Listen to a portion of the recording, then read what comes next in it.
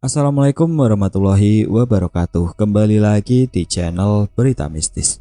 Untuk kisah kali ini masih melanjutkan dari kisah yang sebelumnya, yaitu sebuah kisah yang diambil dari Kaskus dari tulisannya Mak Gendis, yaitu sebuah kisah yang berjudul Gendis. Sebelum kita masuk ke ceritanya, tekan dulu tombol like video ini dan jangan lupa tekan juga tombol subscribe channel ini dan nyalakan juga lonceng notifikasinya agar tidak ketinggalan cerita-cerita baru dari channel ini. Dan bagi teman-teman yang ingin membaca langsung ceritanya, nanti silahkan saja kunjungi linknya yang nanti akan saya sertakan di kolom deskripsi. Dan seperti apa untuk kelanjutan kisah ini?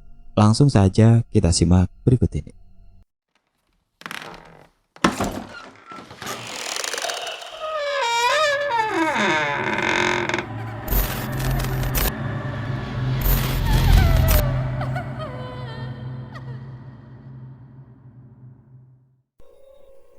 Suara dering telepon masuk mengagetkanku. Dengan mata setengah terpejam, tanganku meraba ke atas meja, berusaha mengambil telepon genggam berwarna hitam. Akhirnya jemariku berhasil menemukan sebuah benda kecil yang berbentuk persegi panjang. Ibu Dwi, ngapain beliau nelpon sore-sore begini? Batinku sambil menatap layar ponsel. Aku segera menekan tombol yes dan meletakkan handphone di telingaku. Belum sempat aku berkata-kata, sudah terdengar suara cacian dari ujung sana. Ima, kamu habis bikin masalah apa? Keningku mengernyit. Aku terkejut mendengar suara Ibu Dwi yang langsung menyerocos tidak karuan. Masalah apaan mah? Perasaan Ima nggak pernah bikin masalah. Sautku sambil mendudukkan tubuh bersender di kaki sofa. Jangan pura-pura bodoh kamu. Coba diingat-ingat lagi. Serius mah, Ima nggak tahu. Sautku kesal. Terdengar hembusan nafas berat. Kamu tuh jadi orang gegabah banget. Kamu sadar nggak? Kamu sudah bikin mama malu. Ya Allah, ini sebenarnya ada apa sih mah? Jangan bikin Ima bingung dong. Ketusku singit.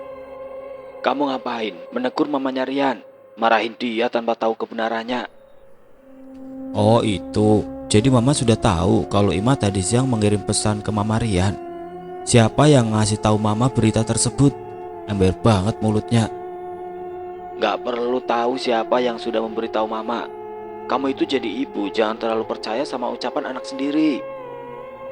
Loh, memangnya Mama mengetahui kejadian yang sebenarnya? Mama tahu semuanya, makanya mama bilang ke kamu, jangan terlalu percaya sama anakmu. Dia itu pembohong. Jantungku berdesir kencang. Seketika mataku nanar mendengar ucapan ibunya Dwi. Rasanya ingin sekali aku menampar mulutnya yang dengan kurang ajar telah mengatai putriku seorang pembohong. Gendis pembohong? Dia bohong dari mana? Ucapku dengan suara bergetar. Memang putrimu pembohong. Jelas-jelas Rian gak megang pantat anakmu. Ini dia malah bilang sebaliknya. Kalau bukan pembohong, terus namanya apa? Emosiku terpancing. Aku segera menceritakan peristiwa yang pernah menimpa putriku ketika ia berusia 1 tahun.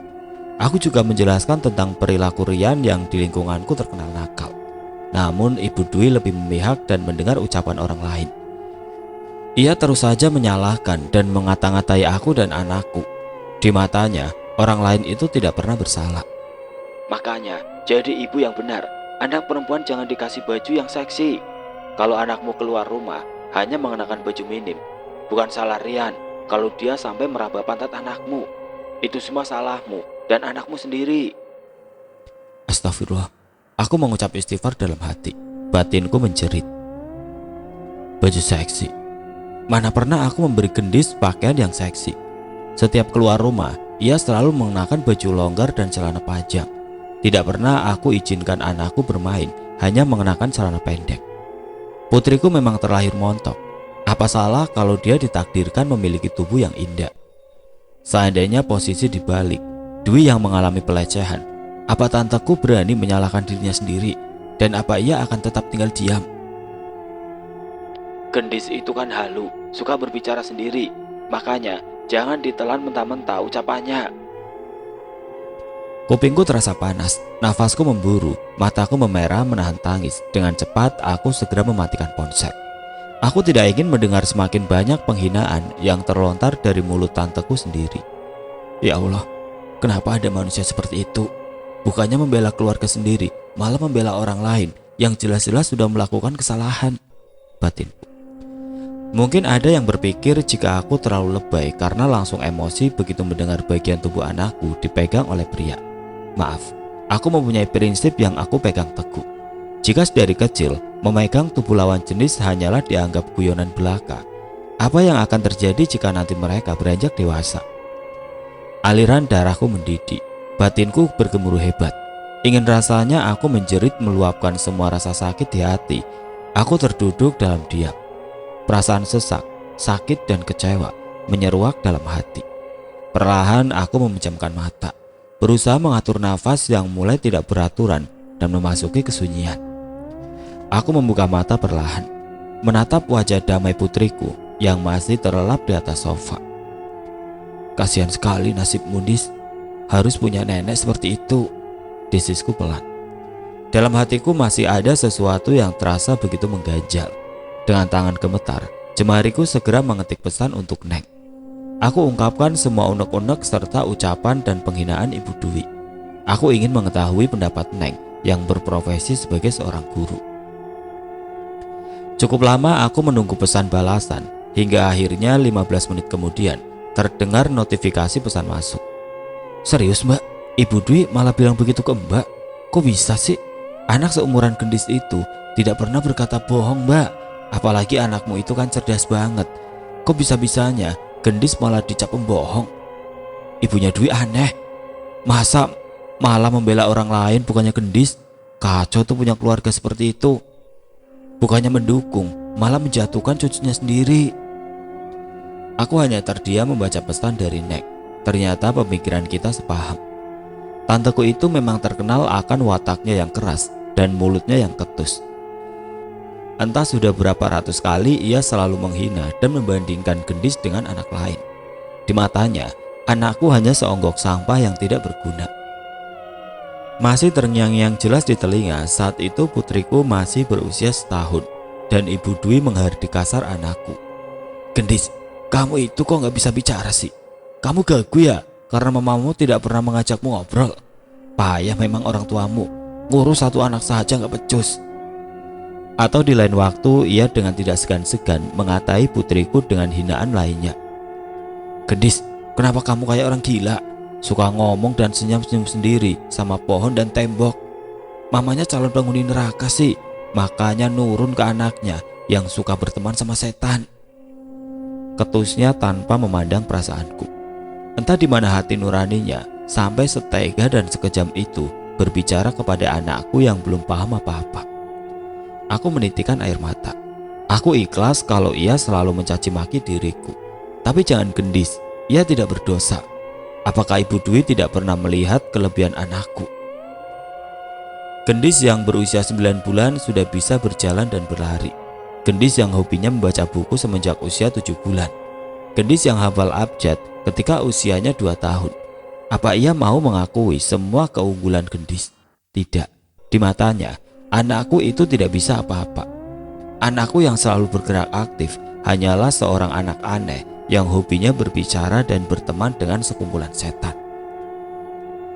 Batinku menjerit, hatiku menangis. Selama bertahun-tahun, aku terus memendam rasa sakit hati karena ucapan yang telah ia lontarkan. Dan kali ini, aku benar-benar tidak bisa memaafkan perkataannya yang telah menyebut anakku seorang pembohong.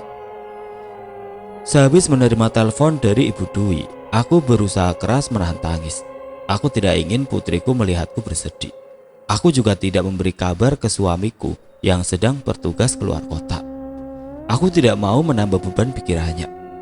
Sebisa mungkin biar aku telan sendiri rasa pahit ini. Toh kejadian ini bukan hanya terjadi sekali atau 2 kali, melainkan sudah ratusan bahkan ribuan kali. Aku tersenyum getir. Adzan maghrib berkumandang. Aku segera mensucikan diri dan menunaikan kewajibanku. Selesai sholat, aku beristighfar sebanyak-banyaknya, memohon ampun kepada Sang Pencipta. Tiba-tiba Gendis menghampiriku. Ia memelukku dari belakang. Kedua tangannya melingkar di leherku. Ia mengecup-kucup kepalaku mesra. "Ma, angan enti," bisiknya lembut. Mendapat perlakuan yang menyentuh hati membuat topeng kaca yang aku kenakan pecah seketika. Aku langsung menangis histeris dalam dekapan Gendis. Menangis sekerasnya, meluapkan segala emosi, rasa benci pada seseorang. Mah, nuklai, Dis au, hati mama cewa, hati mama atit, mama edih. Dis au semuanya. Tubuhku membeku mendengar ucapannya. Anakku semakin mempererat pelukannya ke tubuhku yang mulai terasa dingin. Ia tidak ingin melihatku terluka. Gendis berusaha menghangatkan diriku yang rapuh dengan cinta kasihnya yang tulus. Dengan bibir terkatup rapat, ia tampak terus menggumamkan sesuatu. Kenapa ini Aat? Kenapa ini ikin Mama Anis? Apa salah Mama? Gumamnya lirih dan tidak jelas. Dis, sudah jangan bilang begitu nak. Pintaku dengan wajah memelas. Noma, kenapa ini Aatin Mama? Hatiku terguncang mendengar pertanyaannya. Aku tidak bisa berkata-kata. Perih, hanya itu yang aku rasakan. Dengan mata sembab, aku mencium kedua tangan putriku. Mama, olon angan dengerin ucapan ini ya. Mama fokus sama Endis. Mama anan aja. Anan emosi. Biarin alon ini aatin Endis sama Mama. Nanti Allah yang ales. Tangisku kembali meledak, meredakan hati dan pikiran dari terlalu banyaknya tekanan dan stres. Aku benar-benar tidak menyangka jika anakku akan membaca isi hati dan pikiranku. Padahal aku sudah berusaha sekuat mungkin untuk tidak menunjukkan rasa sedih di hadapannya. Dis, tolong dengerin Mama. Please, stop it. Tolong jangan baca pikiran dan hati Mama. Gendis itu masih terlalu kecil. Tidak semua hal harus Gendis ketahui. Ada beberapa hal di pikiran Mama yang seharusnya tidak perlu dibaca. Biar Mama sendiri yang merasakannya sendiri. Hatiku benar-benar tidak tega jika putriku yang masih balita harus turut merasakan sakit hati yang menggerogoti jiwa dan ragaku. No Ma, no, Dis gak bisa. Semua ada cicini. Tunjuknya ke kepala. Dis gak bisa stop mah, susah. Alo Mama Edi, Dis ikut Ji. Dis gak mau biarin Mama sendirian. Lacain hati. Aku kembali menangis histeris. Semua beban yang kusimpan selama ini kukeluarkan. Ucapan anakku membuat hatiku hancur. Malam itu aku meratapi nasib Gendis yang dikelilingi oleh orang-orang yang tidak satupun bisa memahami dirinya. Manusia sok tahu yang bisanya hanya mencemooh dan mengata-ngatai anak yang terlahir berbeda seperti putriku. Para manusia yang merasa dirinya paling sempurna, seakan-akan merekalah pemilik kunci surga. Malam itu terasa sunyi dan hening. Lelah mental benar-benar membuat tubuhku merasa capek. Entah sudah berapa lama aku terlelap hingga tubuhku merasakan sakit karena tendangan kaki putriku. Aku memincingkan mata, mengamati Gendis yang tertidur di sampingku. Dengan mata terpejam, putriku terlihat tidak nyaman dan gelisah. Dia terus saja membolak-balikan tubuhnya ke kanan dan kiri, kakinya menendang bebas ke segala arah. Sejurus kemudian terdengar bisikan lirih dari bibir yang kecil. Mah, alain ampu mah. Ya Allah Dis, kenapa rewel begini sih? Tolong jangan ganggu Mama. Mama capek pengen istirahat. Alain ampu sekalan mah. Pintanya dengan nada sedikit tinggi. Dis, ini sudah tengah malam. Dari bayi, Gendis bisa tertidur dengan lampu mati. Kenapa sekarang mau tidur dalam keadaan terang? Udah alain ampunya ebet. Dalam minimnya cahaya, aku terus beradu mulut dengan putriku. Aku benar-benar malas meladeni ucapannya. Malam itu aku hanya ingin bisa tertidur dengan lelap. Namun putriku terus saja merengek, memohon agar aku segera menyalakan lampu kamar. Akhirnya aku mengalah. Dengan perasaan gondok, aku segera membalik badan bersiap turun dari pembaringan. Astagfirullah. Wajahku tercekat, jantungku berdebar sangat cepat. Di antara gelapnya malam, mataku melihat kobaran api yang berasal dari kabel listrik yang terbakar. Bakaran! Aku panik. Tanpa berpikir panjang, aku segera berlari dan mencabut steker yang masih terhubung dengan stop kontak. Tidak aku hiraukan jika diriku saat itu bisa saja terkena sengatan listrik. Api yang membara seketika padam menjadi kepulan asap hitam. Aku terbatuk beberapa kali. Aku mengibas-ngibaskan tangan ke udara, berusaha mengusir kepulan asap yang berada di hadapanku. Aku berusaha mengatur nafasku yang tidak beraturan. Seluruh persendianku terasa lepas, tulang belulangnya rontok. Tubuhku serta-merta jatuh terkulai di atas lantai yang beku. Ya Rob, hampir saja rumahku dilalap si jago merah, batinku. Putriku yang melihat kejadian ini serta-merta berlari menghampiri dan memeluk tubuhku. Mama ndak apa-apa, tanyanya penuh perhatian. Alhamdulillah mama nggak apa-apa, Dis, jawabku gemeteran. Aku menatap wajah putriku yang terlihat cemas karena mengkhawatirkan diriku. Dis, tolong maafin mama ya, karena tadi sudah membentak Gendis. Ia menganggukkan kepala. Terima kasih karena sudah meminta mama untuk menyalakan lampu kamar. Kalau tadi Gendis tidak rewel, mungkin mama dan Gendis akan terjebak dalam api dan kita akan terbakar hidup-hidup di kamar. Aku mulai menangis terisak-isak. Tan udah disilan, mama halus alain lampu. Api mama ala malahin Gendis. Akalnya, alo disomon, mama halus anel. Anan ala-ala. Iya Dis, sekali lagi tolong maafin mama ya nak. Aku merenung sekaligus mengucapkan puji dan syukur kepada Sang Pencipta. Berkat intuisi putriku yang tajam, ia telah menyelamatkan kami dari mara bahaya yang mengancam di depan mata. Entah apa jadinya jika saat itu aku tidak menuruti ucapan Gendis. Mungkin saat ini aku tidak akan bisa berbagi kisah, menceritakan sebagian perjalanan hidup putriku kepada kalian semua. Aku menghela nafas kasar, bergidik ngeri membayangkannya. Semenjak peristiwa Ibu Dwi mengatai putriku pembohong, hubunganku dan beliau memburuk. Aku tidak pernah mau mengangkat telepon ataupun membalas pesannya. Ucapannya benar-benar telah menorehkan luka teramat dalam. Aku benar-benar kecewa dan sakit hati. Sepertinya aku membutuhkan waktu yang sangat lama untuk bisa memaafkan ucapannya. Setiap aku selesai sholat maghrib, Gendis juga selalu menghampiriku. Ia mendekap serta mengecup hangat keningku, meminta aku untuk memaafkan dan melupakan semua hinaan Ibu Dwi. Gendis menginginkan aku berdamai dengan luka. Ia terus-menerus melakukan hal itu setiap harinya hingga amarahku berangsur-angsur mereda. Hatimu terbuat dari apa, malaikat kecilku? Kenapa Gendis selalu berbesar hati, mau memaafkan orang-orang yang selalu melukai perasaanku? Seandainya mereka tahu, mereka seharusnya malu pada diri mereka sendiri. Pagi itu rumahku kedatangan guru Bimba yang ingin melihat kesiapan Gendis dalam menghadapi ujian kenaikan tingkat dari level 1 ke level 2. Semua berjalan sesuai prediksiku. Hanya dalam tempo 2 bulan, anakku berhasil melahap habis semua mata pelajaran yang diberikan. Anakku menjadi perbincangan hangat di antara kalangan orang tua murid. Mereka tidak menyangka jika anak perempuan berusia 3 tahun bisa melahap mata pelajaran temannya yang berusia 5 dan 6 tahun. Ketika Gendis sedang berdiskusi di ruang tamu dengan gurunya, telepon di sampingku berdering. Gagak, ngapain dia menelpon? Aku segera mengangkat telepon dari teman lamaku. Halo, tumben nelpon Ima, ada apa? Tanyaku to the point. Ini mah, aku lagi ada urusan di dekat rumahku. Boleh mampir gak?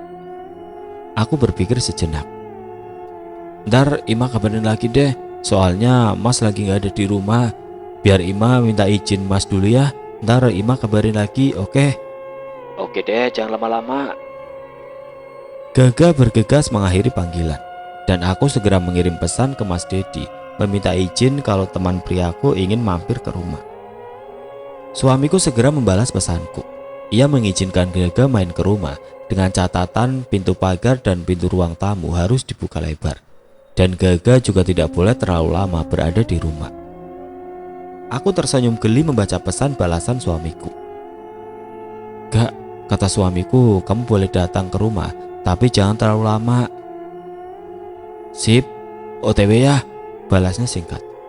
Baru aku meletakkan ponsel di sebelahku, terdengar teriakan dari ruang tamu. Mama Gendis, aku pamit pulang ya, ujar Miss Linda dari ruang tamu. Bergegas aku menghampirinya, mengucapkan terima kasih dan segera mengantarnya hingga ke halaman rumah. Baru saja aku ingin menutup pintu gerbang, kendaraan Gaga berhenti tepat di depan rumahku. Mana ponakanku? Serunya sambil tersenyum. Ayo masuk dulu Gak. Gendis baru saja selesai bertemu dengan gurunya.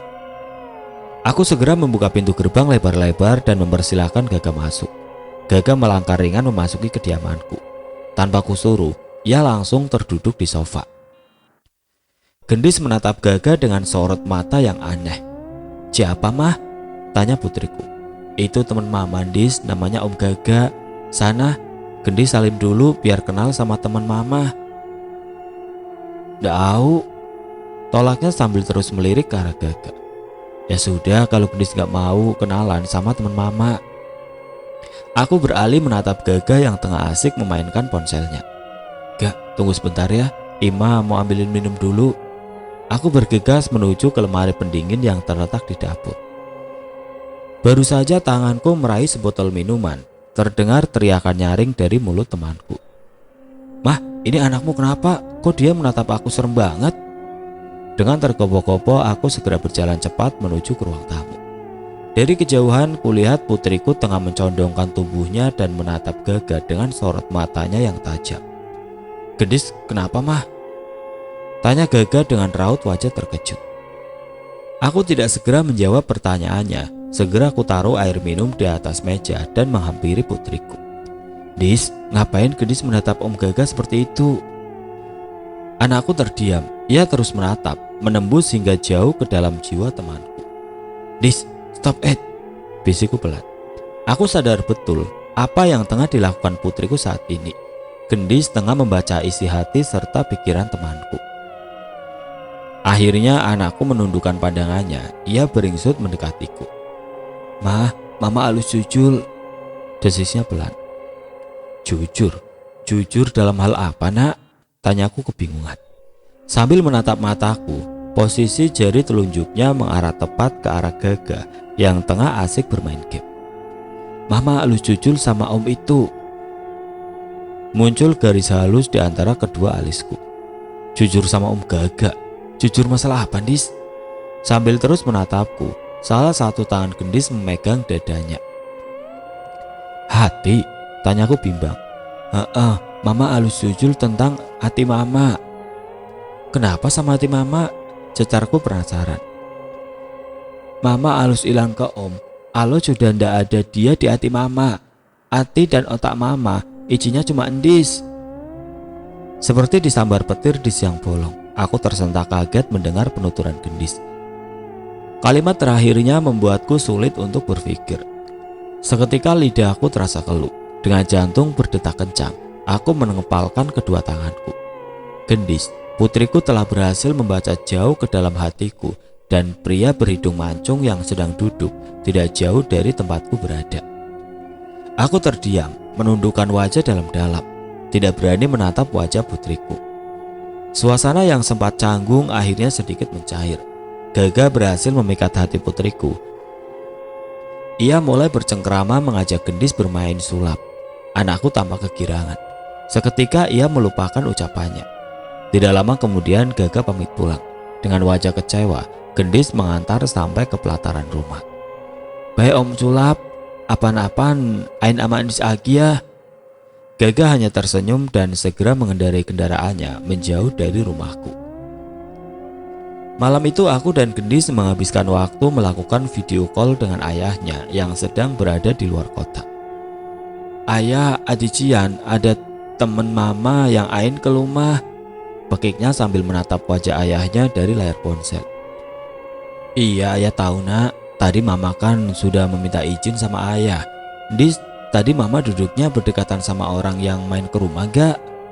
No, Om Culat uduk deket Endis, Mama uduk deket pintu. Om Sulap, kening suamiku mengernyit. Itu mas, tadi Gaga mengajak Endis bermain sulap, makanya Endis manggil Gaga dengan sebutan Om Sulap. Sahutku memberi penjelasan. Oh begitu, syukurlah kalau Ima bisa menjaga amanat dari mas selama mas tidak berada di rumah. ujar suamiku sambil tersenyum. Tiba-tiba putriku menimpali ucapan ayahnya. Ya, Om Culap ucu deh. Masa Om Culat sayang anget sama mama? Celetuknya dengan wajah polos. Aku terkesiap mendengar perkataan putriku.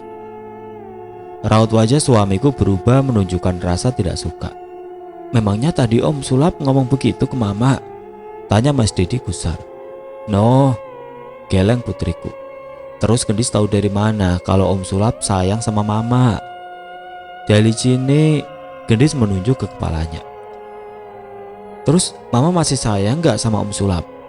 Cecar suamiku yang mulai terbakar rasa cemburu. No, mama cuma ayah Endis. Alhamdulillah kalau begitu Endis. Ayah minta tolong, selama ayah tidak ada di rumah, Gendis tolong jagain mama ya.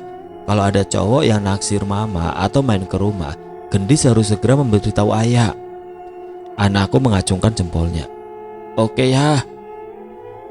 Nanti malam tidur cepat ya Endis. Kasihan mama kalau harus begadang setiap hari. No, gak ica ya. Memangnya kenapa gak bisa? Alo alam, Power Endis akin uat. Power? Iya Power, ayah mau ditransfer Power Endis. Memangnya Gendis bisa? Bisa ya. Ampan itu. Enggak ah, ayah kalau malam butuh istirahat.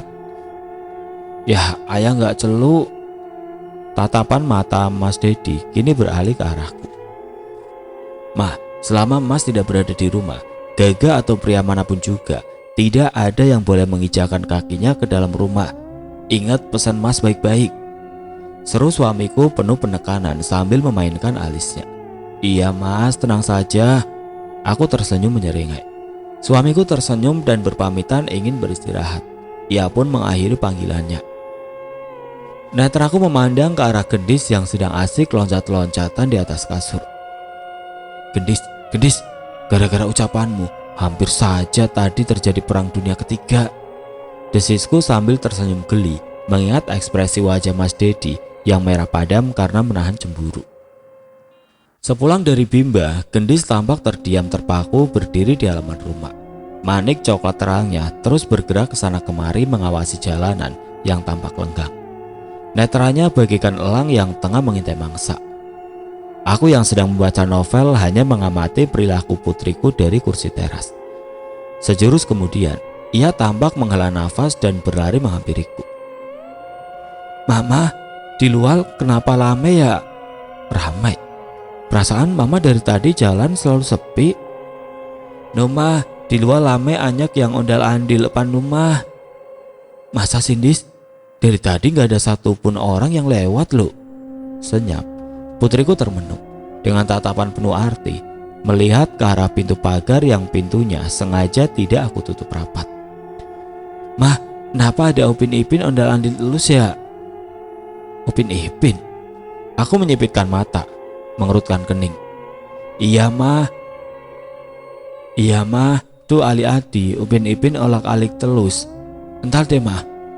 Anakku memalingkan wajahnya, menatap lurus ke arah jalanan. Aku hanya menghela nafas panjang saat Gendis tengah berdiri terdiam di sana. Mah, mama, leka uyul, ucu ya? Bola mataku membulat besar mendengarnya. Aku menelan ludah mendengar penuturan putriku. Ada tuyul dalam komplek perumahanku, desisku lirik. Dis, memangnya wujud mereka seperti apa? Ilip Upin Ipin mah ala aneka botak, leka pakai celana. Ujarnya dengan raut wajah serius. Sekarang mereka lagi di mana? Itu mah leka lagi di rumah Mak Adi. Putriku menyebutkan salah satu nama temannya. Aku menatap lekat anakku. Dis, tuyul pernah masuk ke rumah kita nggak? Putriku menggeleng beberapa kali. No, leka nggak cuka-acuk ke rumah ita. Atanya, awa di rumah Andis. Ikin mereka ndak aman. Sorot matanya menunjukkan kebenaran akan ucapannya. Syukurlah kalau begitu. Aku menghela nafas lega. Dis, kalau lain kali Gendis melihat mereka berkeliaran di sini, tolong diusir saja ya nak. Ya mah, Dal alo Dis ketemu Leka. Dis hilang itu. Terima kasih ya Dis. Putriku memberikan senyuman terbaiknya. Sore itu ponselku terdengar bertubi-tubi notifikasi pesan masuk. Ketika aku periksa, ternyata chat dari grup RT begitu ramai. Banyak ibu-ibu yang curhat kalau duit mereka banyak yang hilang. Nominalnya tidak tanggung-tanggung. Ada yang ratusan, bahkan 500.000. Berarti benar apa yang dikatakan putriku. Jika siang tadi ada tuyul yang dengan leluasa berkeliaran dalam perumahanku. Makhluk pesugihan. Peliharaan seseorang yang entah dari mana datangnya. Aku hanya diam membaca percakapan mereka. Aku tidak mau berkomentar. Lagi pula, untuk apa aku ikut campur? Apa mereka akan mempercayai ucapan putriku yang selalu mereka bilang sakit? Perkataan seorang anak berusia 3 tahun yang suka tersenyum sendiri menatap arah pohon besar yang berada dalam lingkungan rumahku.